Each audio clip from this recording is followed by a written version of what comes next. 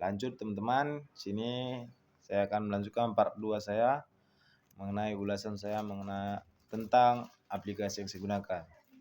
Nah, sini saya menggunakan app MySeater, platform yang akan memungkinkan pengguna untuk membuat aplikasi di seluruh Android dan laptop maupun komputer dan tanpa memerlukan coding. Kelebihannya adalah desain yang user friendly, memudahkan navigasi desain bagi pengguna baru maupun lama dan mudah diakses. Dan kekurangannya yaitu keterbatasan fitur. Untuk membuka fitur harus menambah biaya untuk premium dan ketergantungan pada koneksi internet. Nah, itulah dia. Dan lanjut teman-teman ke aplikasi Zoho Creator.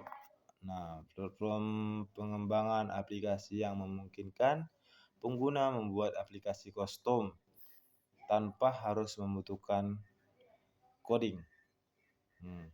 Nah, kelebihannya adalah mempercepat proses pengembangan aplikasi dengan alat otomatis dan template tersedia. Dan kekurangannya, beberapa fitur premium memerlukan biaya tambahan yang bisa menjadi kendala bagi bisnis kecil. Nah, dan ada yang berikutnya teman-teman, yaitu aplikasi Sketchware. Ini menurut saya teman-teman adalah yang memungkinkan pengguna untuk mengembangkan aplikasi Android tanpa perlu ngoding. Kelebihannya adalah mendukung berbagai aplikasi atau jenis dari sederhana hingga lebih kompleks dengan kemampuan untuk menulis kode tambahan jika diperlukan. Kekurangannya adalah kinerja aplikasi yang dihasilkan mungkin tidak seoptimal aplikasi natif yang dibangun dengan alat pengembangan resmi. Nah, teman-teman, begitulah dia. Dan ada yang ke berikutnya, B2app teman-teman.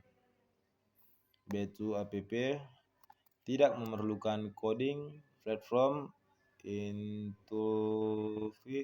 intuitif. B2app memungkinkan Anda mengubah situs web menjadi aplikasi seluler dalam hitungan menit. Nah, itu teman-teman. Dan kelebihannya yaitu adalah menyediakan alat untuk analisis data, membantu dalam pengambilan keputusan berbasis informasi. Nah, dan kekurangannya adalah memungkinkan biaya tambahan untuk fitur premium atau langganan yang dapat menjadi beban bagi bisnis kecil, ya, seperti kinerja terkadang mengalami lag atau ngebug. Nah, dan ada yang berikutnya teman-teman, Move Easy. Nah, ini dia aplikasi yang saya gunakan. Itu platform yang memungkinkan pengguna aplikasi tanpa perlu menguasai ngoding. Nah, dan kelebihannya adalah dapat diakses dari berbagai perangkat termasuk smartphone dan tablet. Dan kekurangannya adalah rentan potensi resiko terkait dengan keamanan data pengguna. Nah, dan ada yang berikutnya, aplikasi Easy App. Cara cepat dan mudah untuk pemindahan dokumen PDF profesional, dukungan kirim fax. Nah, dan kelebihan dari Easy App adalah menyediakan berbagai platform termasuk Android dan iOS, dan beberapa fitur dapat diakses tanpa koneksi internet.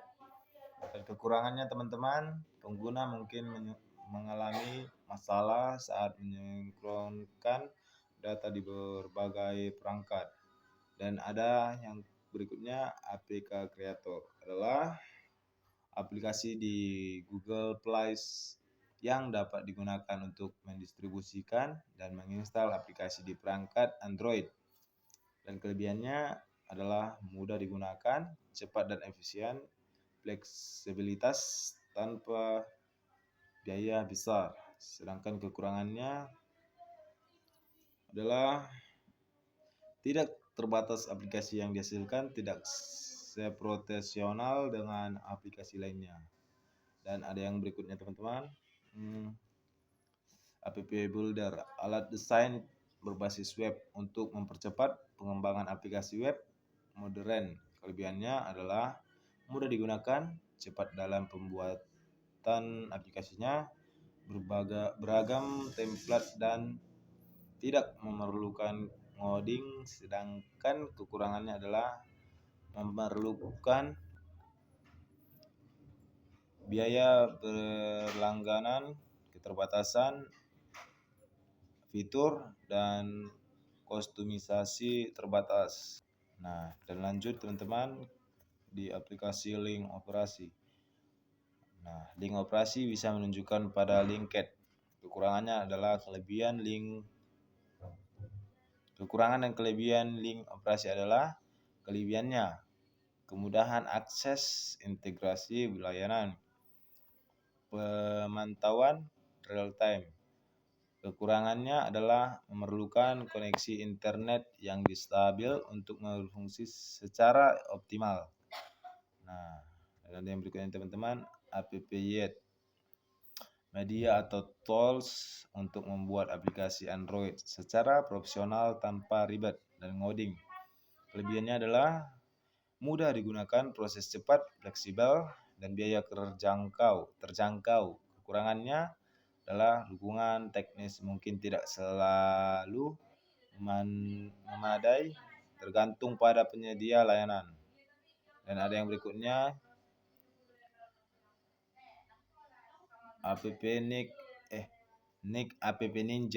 Quick App Ninja teman-teman, adalah alat yang keren untuk membuat aplikasi di Android maupun di komputer. Kelebihannya yaitu mudah digunakan, proses cepat, banyak fitur, dan biaya efisien. Dan kekurangannya adalah aplikasi yang dihasilkan tidak seprofesional aplikasi lainnya, dan fitur dan desain yang tersedia mungkin tidak sepenuh memenuhi kebutuhan spesifik. Dan ada yang berikutnya, Buildfire, adalah cerita aplikasi yang membuat aplikasi. Kelebihan dan kekurangannya, Buildfire adalah mudah digunakan, fleksibilitas, beragam fitur, dan kekurangannya dan dukungan multiplatform. Kekurangannya adalah keterbatasan kostumisasi. Meskipun ada banyak opsi, pengguna mungkin masih menemukan kebalasan dalam hal penyesuaian pendalaman. Dan ada yang berikutnya, IndoInvite, membuat undangan online dan aplikasi secara gratis dan tanpa ngoding. Nah, kelebihannya adalah dukungan pelanggan, sering kali menawarkan dukungan teknis yang baik untuk membantu pengguna menjalani